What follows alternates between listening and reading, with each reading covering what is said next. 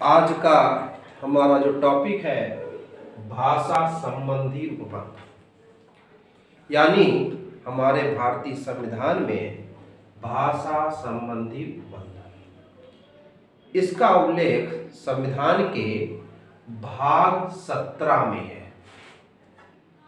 देखिए, ऐसा है कि जीवन में भाषा का एक बहुत ही महत्वपूर्ण स्थान है।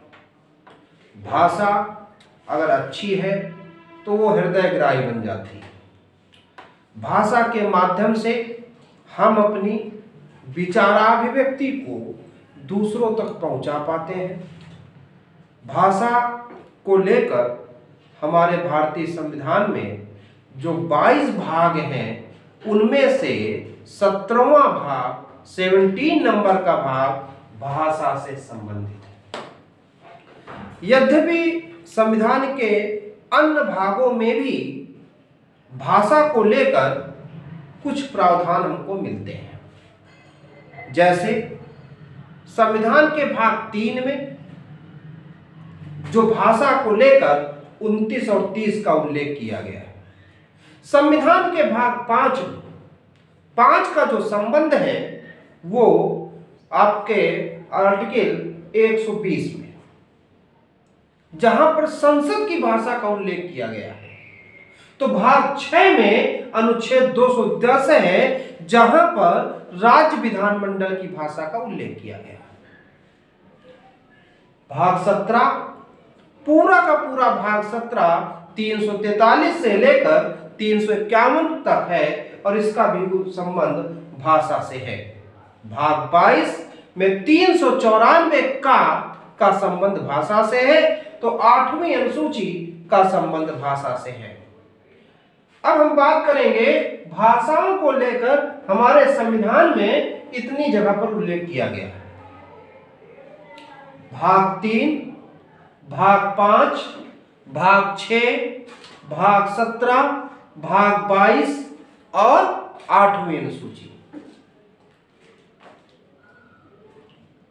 हम चंद दूरी पर अगर हम लोग जनरली सामान्य तौर पर बात करें तो चंद दूरी पर भाषाएं बदल जाती हैं। हमारे अपने अपने क्षेत्रों की भाषा होती है, जिले की भाषा, प्रदेश की भाषा, थोड़ा अंतर होता रहता है।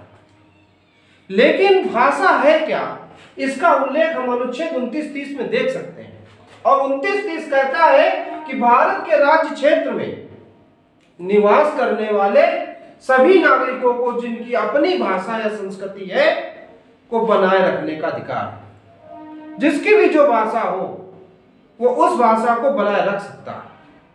जब हम 29 और 30 की 29 का सेकंड की बात करेंगे तो राज्य द्वारा पोषित या राज्य से सहायता प्राप्त किसी भी संस्थान में धर्म, जाति, लिंग या भाषा के आधार पर किसी को भी शिक्षा से वंचित नहीं किया जा सकता। यानी कोई भी जाति हो, कोई भी धर्म हो, कोई भी वर्ग हो, कोई भी लिंग हो, किसी भी आधार पर किसी को भी वंचित नहीं किया जा सकता। जब हम भाग 100 अनुच्छेद 120 की बात करेंगे भाग 5 में, तो संसद के अंदर बहुत से क्षेत्रों से लोग आते हैं चुनाव जीतकर, उनकी अपनी भाषा होती है, तो वो सदन के पीठासीन अधिकारी की सहमति से अपनी बात रख सकते हैं, अपनी भाषा में रख सकते हैं। जो भी उनकी भाषा हो उसमें वो अभिव्यक्ति कर सकते हैं। अगला है हमारा 210 अनुच्छेद 210, और इस अनुच्छेद में राज्य विधानमंडल है और यहां पर भाग 5 में संसद है, सेम राज्य विधानमंडल। यानी कि राज्य विधानमंडल में भी जो भी चाहे अपनी भाषा में अभिव्यक्ति कर सकता है, बशर्ते कि पीठासीन अधिकारी इस बात की इजाजत दे। भाग 17 सबसे महत्वपूर्ण 343 अनुच्छेद 343, इसको याद कर लें, बहुत महत्वपूर्ण है। एग्जाम में आ सकता है और सबसे ज्यादा पूछा जाता है। 343 कहता है कि देवनागरी लिपि में लिखी जाने वाली हमारी भाषा हिंदी भारत की राजभाषा होगी। राजभाषा होगी।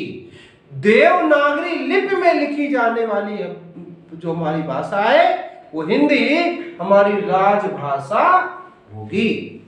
और इसके बाद भाग 22 अनुच्छेद 394 का, और ये उल्लेख करता है कि हिंदी भाषा में प्राधिकृत पाठों के विषय में ये उल्लेख करता है। अगला 8वीं अनुसूची, हमारे भारत का संविधान जब लिखा गया तब 8 अनुसूचियां थी, और जो 8वीं है उस समय भी और वर्तमान में भी, अब तो 12 मान्यता प्राप्त भाषाएं हैं, 22 मान्यता। अब वर्तमान में भाषाओं की जो संख्या है वो 8वीं अनुसूची के अंतर्गत 22 है। और इन 22 भाषाओं को जो कि 8वीं अनुसूची में दी गई हैं, जिनको हम मान्यता प्राप्त भाषा बोलते हैं, ये बड़ी महत्वपूर्ण है। इसमें इंग्लिश को शामिल नहीं किया गया है। तो हमारा जो आज का विषय वस्तु था वो था भाषा संबंधी उपबंध। तो एक बार फिर से देख लें, भाषा संबंधी उपबंध के लिए संविधान का भाग 17 है। विभिन्न भागों में ये दिए गए हैं। इन आर्टिकलों के विषय में मैंने हल्की सी आपसे चर्चा की है। अनुच्छेद 29-30 में आपको बताया, 29 में के 2 पार्ट किए गए, फर्स्ट और सेकंड, और इसमें को हर व्यक्ति को अपनी संस्कृति में को बनाए रखने का अधिकार है। अपने किसी भी लिंग, भाषा, जात के आधार पर किसी भी व्यक्ति को कहीं भी प्रवेश पाने से वंचित नहीं किया जा सकता। अनुच्छेद 120 में संसद के अंदर भाषा का उल्लेख किया गया है कि हम किसी भी भाषा में पीठासीन अधिकारी की सहमति से अपनी विचार अभिव्यक्ति कर सकते हैं। 210 में भाग 6 में राज्य शासन के संबंध में प्रावधान है, तो राज्य विधानमंडल की भाषा का उल्लेख किया गया है।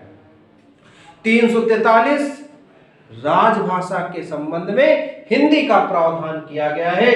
तो 294 का जो कि 22वें भाग में है, और तो 394 का जो कि हमारे 22वें भाग में है, इसमें हिंदी भाषा के जो प्राधिकृत पाठ के रूप में उल्लेख है। तो 8वीं अनुसूची में मान्यता प्राप्त भाषाओं का उल्लेख है, जो वर्तमान में 22 है। मेरा ख्याल है आपको ठीक लगा होगा। आपको अगर ठीक लगा हो तो इसे लाइक करें, सब्सक्राइब करें और शेयर करें। धन्यवाद।